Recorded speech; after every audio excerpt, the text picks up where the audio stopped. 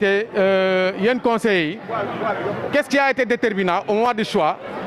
Pourquoi le choix s'est opéré pour Cheikh Ba et pas Seydou Gueye? Qu'est-ce qui a été déterminant au moment du choix?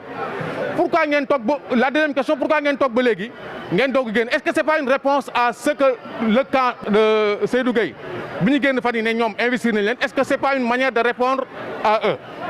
les élus de valeur daa am ñoo xam ne dañoo bokk ci ay parti politique ku ci mel ni waa PUR. Est-ce que ñoom dañu adhéré ci seen plateforme bi ngeen teg yéen? Question boobu laa amoon.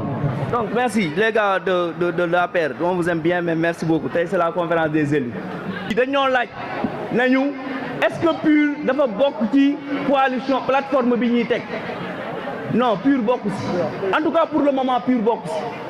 Mais ñun dañoo am benn élu boo xam ne c'est le responsable du PUR muy la coordinatrice du PUR qui se nomme Awa Diène. Elle fait partie du collectif des 18. Elle fait partie de la bataille. Donc xeex bi nga xam ne yëpp tàmbali nañ ko di ko xeex ci conseil municipal bi responsable PUR boobu daf see bokk. Mais ay élection la ñu jëm. Élection nag état major parti bu nekk yaa xam nooy tojee sa bopp jinax.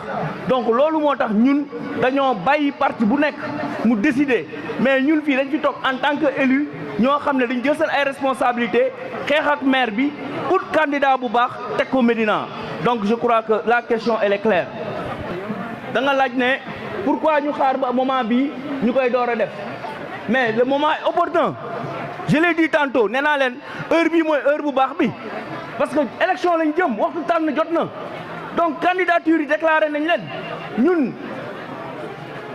amul dara loo xam ne ñun seeti nañu candidat yëpp seeti nañu homme politique bu Médina yëpp seeti nañ leader yëpp Médina mais bi waxtaan jotee ak xool intérêt Médina dañ ko gis ci ki nga xam ne mooy Cheikh Ahmed Tidiane Ba et naturellement ñu ànd ak moom amul dara donc beneen question bi donc loolu damay bàyyi waa APR yi ñoom dinañ ci tontu ñoom ak parce que dama jàpp ne Pape Jean mu ngi nii toog groupe élu la bokk donc moom loolu mën na si tontu parce que vraiment moom APR la bokk xam na nu ñuy toyee seen jinax Pape Jean